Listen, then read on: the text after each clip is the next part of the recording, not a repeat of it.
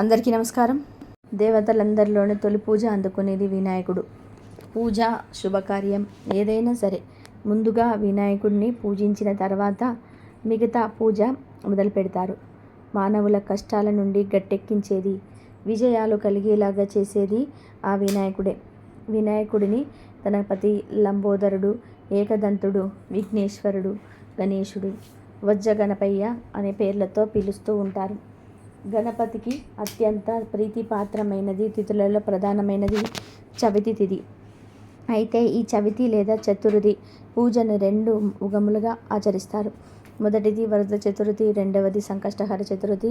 అమావాస్య తర్వాత వచ్చే చతుర్థి రోజున చేసే వ్రతమును వరద చతుర్థి అని, పౌర్ణమి తర్వాత వచ్చే చతుర్థిని రోజున చేసే వ్రతమును సంకష్టహర చతుర్థి అని లేదా సంకటహర చతుర్థి వ్రతం అంటారు. ఇందులో వరద చతుర్థిని వినాయక వ్రతంగా, వినాయక చతుర్థిగా ఆచరిస్తారు. సంకటమును తొలగించేది సంకటహర చతుర్థి. సంకటహర చతుర్థి రోజున వినాయకుడిని పూజించడం వలన సకల కోరికలు నెరవేరుతాయి. వినాయకుడికి ఎంతో ఇష్టమైన ఈ రోజున ఈ చెట్టును తాకితే వినాయకుడు మిమ్మల్ని అనుగ్రహించి 7 తరాల వరకు సరిపడ డబ్బును ఇస్తాడు అని పండితులు చెప్తున్నారు. వినాయకుడికి ప్రకృతిలో ఉండే ప్రతి జీవి, చెట్లు, పక్షులు, నదులు అన్నీ చాలా ఇష్టం. ప్రకృతి ప్రియుడు వినాయకుడు. వినాయకుడు అంటే అందరికీ పిల్ల దగ్గర నుండి పెద్దవాళ్ళ దగ్గరకు భక్తి భావం ఎక్కువ. అలాగే వినాయకుడికి కూడా తన భక్తులంటే అభిమానం ఎక్కువే. ఆయన రూపం, నామాలు మనకెన్నో విషయాలను తెలియజేస్తాయి. విఘ్నాధిపతి రూపం విశ్వ మానవాళి గుణగణాలకి సంకేతం. విజయాలను కలిగించే వినాయకుడు ఇష్టమైన తిథిగా చవితి తిథిని చతుర్థి తిథిగా పరిగణించారు మన పండితులు. వినాయకుడికి ఈ ప్రకృతిలో చాలా మొక్కలు ఇష్టం. అందుకే వినాయక చవితి రోజు వినాయకుడిని 21 పత్రాలతో పూజిస్తారు. అయితే రేపు సంకటహర చతుర్థి రోజున మీరు వినాయకుడికి భక్తి శ్రద్ధలతో పూజలు చేసి ఒక చెట్టును తాకితే మీకు ఆ గణనాథుడి అనుగ్రహం కలిగి తరతరాలకు తరగని సంపద వస్తుంది. అంతేకాదు మంచి ఆరోగ్యం కూడా లభిస్తుంది. హిందువులు అన్ని జీవుల్లోనూ దేవుని చూశారు.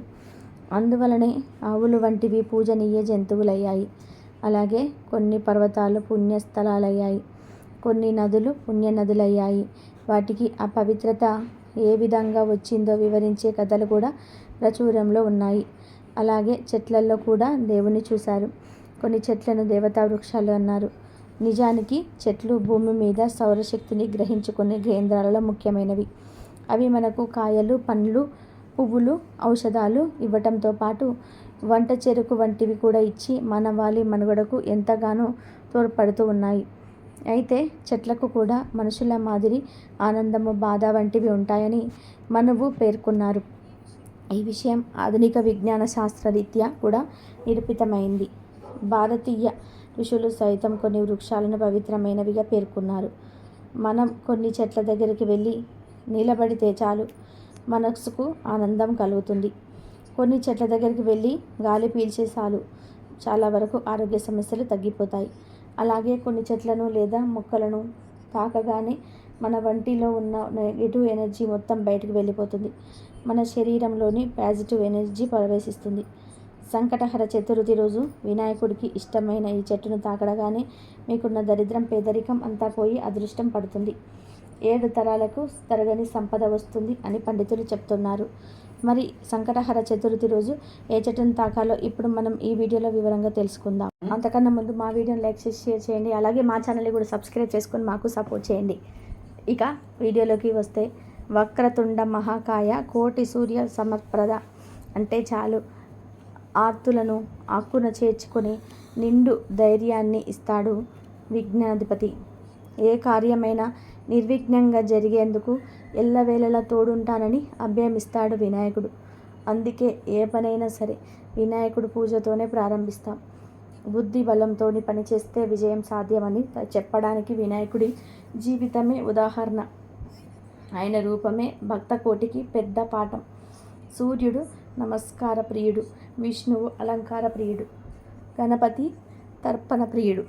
గణపతికి ప్రియమైన చతురావృతి తర్వాత తర్పణం చేయడం ద్వారా ఆయుష్, బుద్ధి, యశస్సు, ఐశ్వర్యము, ఫలము, బుద్ధి, ముక్తి, యుక్తి చేకూరుతాయని నమ్మకం. గణేశుడి దేహం విలక్షణం. బాహ్య సౌందర్యం కన్నా ఆత్మ సౌందర్యమే మిన్న అని ఆయన రూపం బోధిస్తోంది. పార్వతీపుత్రుడైన గణపతికి ముందుగా గజాననుడు అని పేరు పెట్టారు. తర్వాత గణేశుడు, ఆ తర్వాత విఘ్నాధిపతి స్వీకరించి భక్తుల మెప్పు పొందాడు. నైవేద్యంగా పెట్టిన కుడుములు, ఉండ్రాలు ఆరగించేవాడు. వినాయకుడి మహిమలను ముల్లోకాలు విస్తరించి సర్వజనులతో కీర్తింపబడ్డాడు. శ్రీకృష్ణ పరమాత్ముడు అంతటి వాయకుడే వినాయకుడు పూజించేవాడు అంటే వినాయకుడి శక్తి ఎలాంటిదో అర్థం చేసుకోవచ్చు. మనుషులో తలచిన కార్యాలను వినాయకుడు నెరవేరుస్తాడని దేవతలు నమ్మేవారు. ఈ గొప్పతనం వల్లనే గణపతిని సిద్ధి వినాయకుడు అని పిలిచారు. ఈ సంకటహర చతుర్థి రోజు వినాయకుడిని భక్తి శ్రద్ధలతో పూజించి ఈ చెట్టు తాకితే సర్వ పాపాలు పోయి కోటి జన్మల పుణ్యం లభిస్తుంది. మరి అది ఏ చెట్టో ఇప్పుడు మనం తెలుసుకుందాం. సంకటహర చతుర్థి రోజు వినయాన్ని నిద్రలేచి ఇంటిని శుభ్రం చేసి తలకు స్నానం చేయాలి. అలా స్నానం చేసేటప్పుడు 2 నేరేడు ఆకులను ఆ స్నానం చేసే నీటిలో వేసుకొని చేయాలి. ఇలా చేస్తే మీ ఒంటికి నూతన శక్తి వస్తుంది. నెగిటివ్ ఎనర్జీ అంతా కూడా పోతుంది. ఇలా స్నానం చేశాక మంచి దుస్తువులను ధరించి పూజ గదిని అలంకరించుకోవాలి. మీ పూజ గదిలో వినాయకుడి పటం ఉంటే ఆ పటానికి చక్కగా పూలతో అలంకరించి పూజ చేసుకోవాలి. ఈ సంకటహర చతుర్థి రోజు వినాయకుడికి అరటి పండ్లను నైవేద్యంగా పెడితే వినాయకుడి అనుగ్రహం కలుగుతుందని పండితులు చెప్తున్నారు. ఇలానే నైవేద్యం పెట్టి దీపం వెలిగించి పచ్చకర్పూరంతో హారతి ఇవ్వాలి. సంకటహర చతుర్థి రోజు పచ్చకర్పూరంతో హారతి ఇస్తే మీ ఇంటిలో ఉన్న నెగిటివ్ ఎనర్జీ అంతా కూడా బయటకు వెళ్ళిపోతుంది. మీ ఇంటిలో జరిగే గొడవలు కూడా తగ్గుతాయి. ఇలా భక్తి శ్రద్ధలతో వినాయకుడిని పూజించాక మీకు దగ్గరలోనే నేరేడు చెట్టు ఉంటే ఆ చెట్టు దగ్గరికి వెళ్ళి ఆ చెట్టును తాకి మీకున్న సమస్యలను చెప్పుకోండి. ఒకవేళ మీకు దగ్గరలో నేరేడు చెట్టు లేకపోతే మందార చెట్టును కానీ జిల్లేడు చెట్టును కానీ తాకవచ్చు. ఈ 3 చెట్లలో ఏదో ఒక చెట్టు తాకినా మీకు వినాయకుడి అనుగ్రహం కలుగుతుంది. ఆ చెట్టుకి కొన్ని నీరు పోసి మీకున్న సమస్యలు చెప్పుకోండి. అలా చెప్పుకున్నాక కొంచెం సేపు ఆ చెట్టు దగ్గర కూర్చోండి.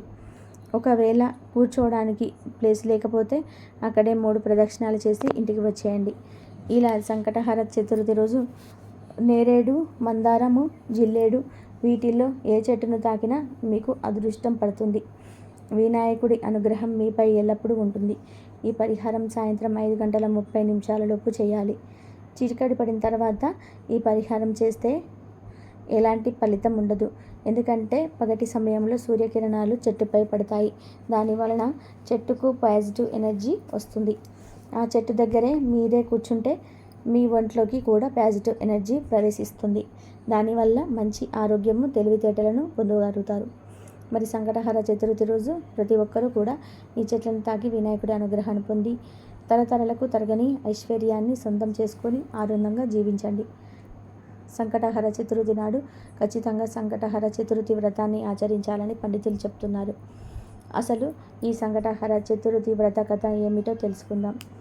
ఒకనొకనాడు ఇంద్రుడు తన విమానంలో మృగంటి అనే ఋషి దగ్గర నుంచి ఇంద్రలోకానికి తిరిగి వెళ్తూ ఉండగా బర్సేర్ అనే రాజు రాజ్యం దాటి వెళ్ళే సమయంలో ఆ విమానం దృష్టి సారించాడు. అతని దృష్టి సోకగానే ఆ విమానం చటుక్కున భూమిపై అర్ధాంతరంగా ఆగిపోవడం జరిగింది.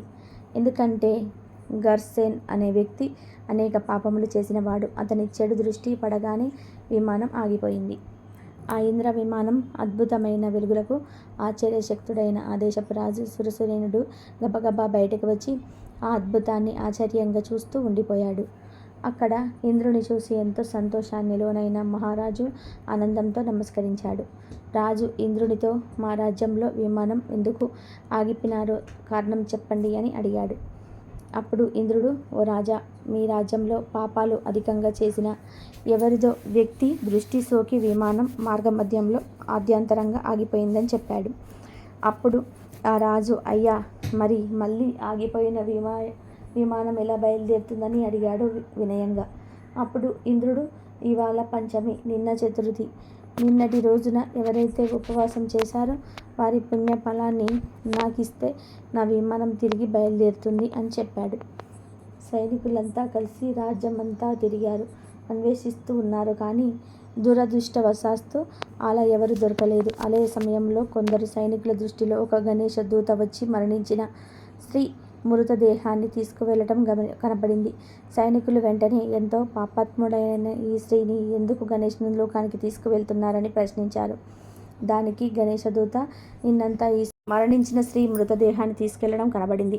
సైనికులు వెంటనే ఎంతో పాపాత్మురాలైన ఈ స్త్రీని ఎందుకు గణేశ లోకానికి తీసుకువెళ్తున్నారని ప్రశ్నించారు. దానికి గణేశదూత నిన్నంతా ఈ స్త్రీలు ఉపవాసం ఉంది, తెలియకుండానే ఏమీ తినలేదు, చంద్రోదయం తర్వాతనే లేచి కొంచెం తిన్నది. రాత్రంతా కూడా నిద్రించి చంద్రోదయ సమయాన నిద్రలేచి కొంత తినటం వలన ఆమెకు తెలియకుండానే సంకష్టహర చతుర్థి వ్రతం చేసింది, ఈరోజు మరణించింది అని చెప్పాడు.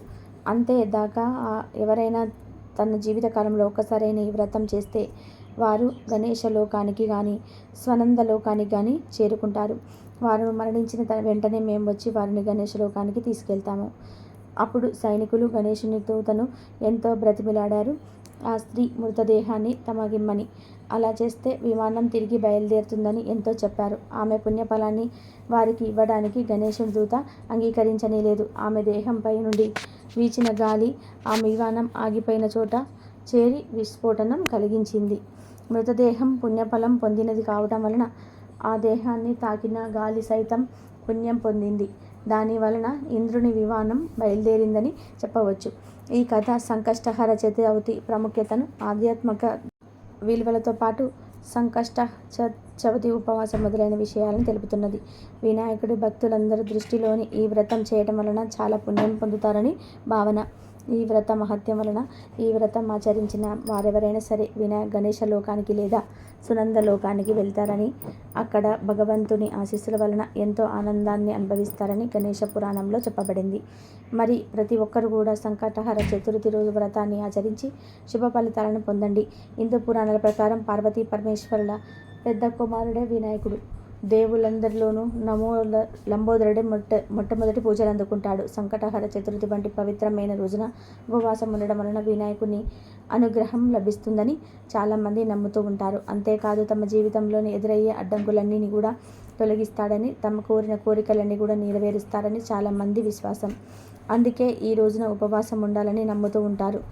ఇదండి ఈరోజు వీడియో. నా వీడియో కనుక మీకు నచ్చినట్లయితే ప్లీజ్ లైక్ చేయండి, షేర్ చేయండి, సబ్స్క్రైబ్ చేయండి. మరొక మంచి వీడియోతో మళ్ళీ కలుద్దాం. కాబట్టి గణేశ చతుర్థి రోజు ఈరోజు ఈ విధంగా చేయండి.